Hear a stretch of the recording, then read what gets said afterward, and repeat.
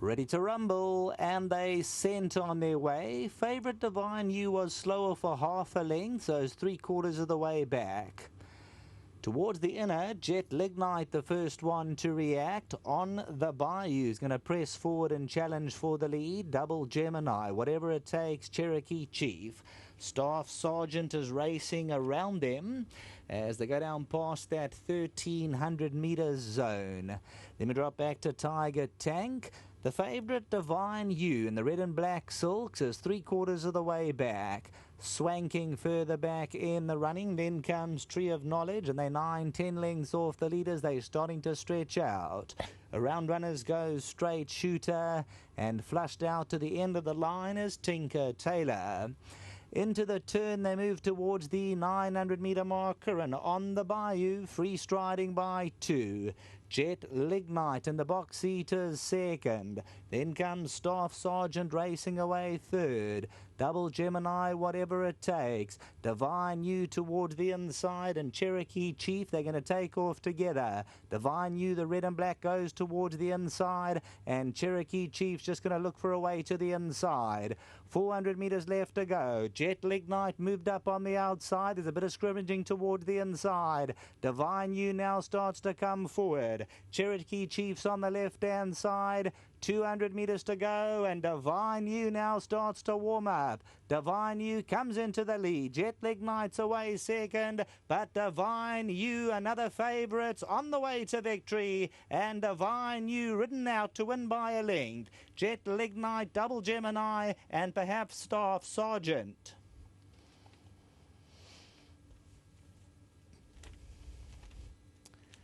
So the favourite Divine You, and the son of Pomodoro, spot on today. He moved up at the 300, and he keeps up the momentum. They did the work behind the gates with him. They kept him cool. They were watering him down, and he wins 3 parts of a length. He moved up to win his race.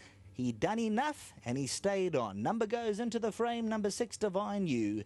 2, Jet Lignite. 5, Double Gemini. And then number 10, Staff Sergeant. So Divine You, he needed his comeback efforts, and Anton Marcus once again into the winner's enclosure. Gets him to drive home. He came to the inside and then started to drift centre outside, and over the last 100 metres he just kept up the momentum. The rest of them pretty much going up and down, and Divine You much the stronger, another favourite to come home. Back to the studio.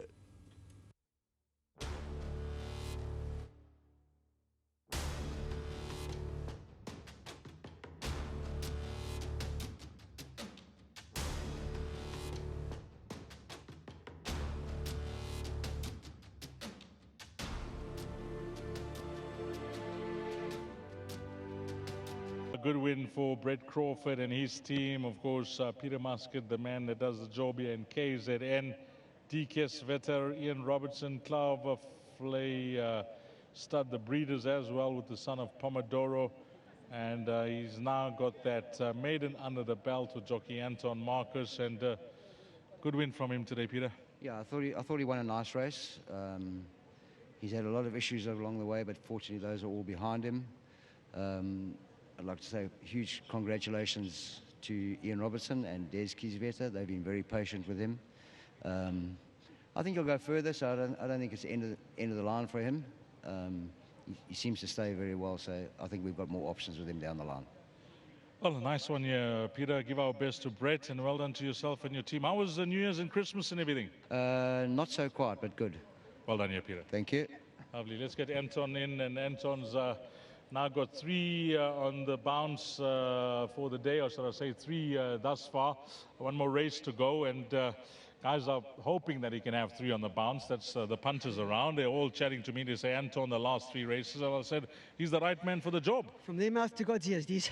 This horse last time out, you got a nice feel? He did. He ran it was a qualified maiden, to put it into perspective. And then you look at the Shango form line, but I don't know, clearly Shango's obviously improved a hell of a lot, you know. Sure. The 7 was too short for him. He's probably a horse that's looking for a bit further as well, these. You know, as soon as they stay, it does get marginally weaker. So you've got a chance. Once again, just can't thank Pete enough. You got 3 today. Now I want to touch on this Hollywoodbets challenge, summer challenge, for the trainers, for the jockeys, and for owners as well. You've cemented your position on top of that log, and I'm not going to say commanding, because I think this ends at the end of March, Zane. Does it end at the end of March? Zane's just trying to find out. I don't know when it ends, but you leading now. You know, DZ, there are about 16 meetings left. Yes. Personally, I think it's a complete exercise in futility, even trying to do the maths now. I mean, 16 meetings, you know, you just have to do the maths. You know, it's in excess of probably well over 110, 120 rides. And it doesn't, I mean, you may very well win a race with 5 runners, you get 5 points. You run second in a race with 14, you get 13 points. So I wouldn't even be looking at that now. If you keep your strike rate up, which is at around 33%. You know, I'm very fortunate. I do get decent rides. Well, of the balance that's out there, you know, obviously I don't have a yard. I do freelance.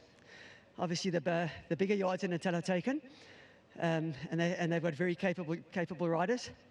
But it's a bit of fun. And you know what? Win, lose or draw, I'm sure all the jocks that earn will have a good party afterwards anyway. That's the reason I mentioned it, because Hollywood have actually put betting up for this, Anton, and I saw you shorten dramatically in the betting to win it.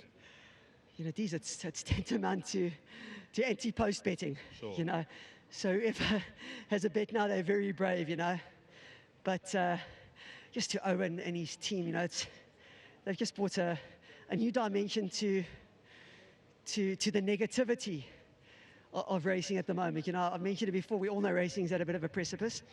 And it's what's needed. And I can't reiterate enough, we've got the most amazing product in the world.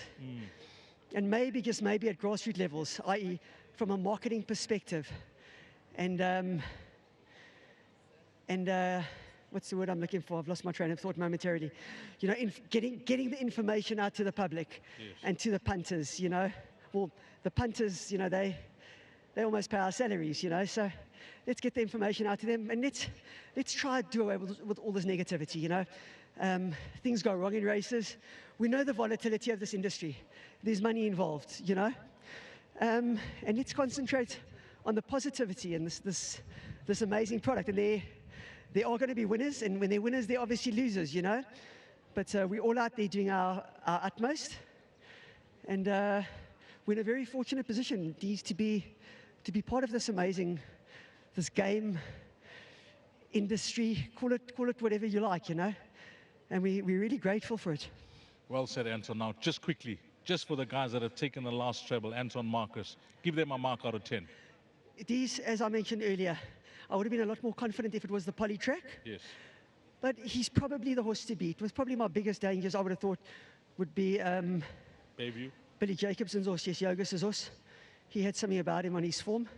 And you've got to respect Mr. Campbell's horse. Thanks for that, Anton. Thank you, Dees. Well said. A lot of food for thought there from Anton Marcus. And then the winning groom, his name is Filani and Lindo, doing the prize. Well done to the guys. Up next, closing off the PA and the Pick 6. Coming up next, race number 8.